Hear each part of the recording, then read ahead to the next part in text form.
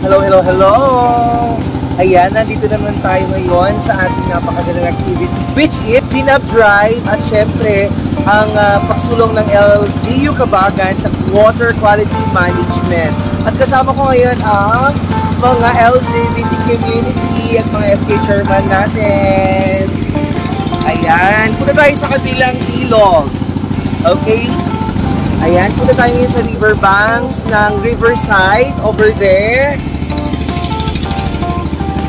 Ayan, dyan tayo magpupulot mamaya ng mga plastikan. Dahil ang mga plastic ay dapat hinihiwala.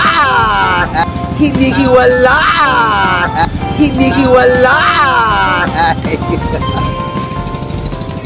Ayan, gaganda naman ang mga Iraya Queens natin. At syempre sa mga activity na ganito, kailangan may picture at pa-selfie. Kung sana wala nagtatapon kung saan-saan, edi sana wala na sana kami ganitong activity, di ba? Huy!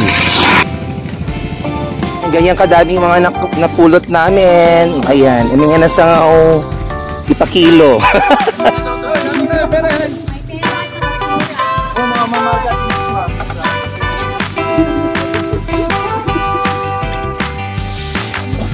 Ayan. Sa probinsya, tapos nakansay sa probinsya.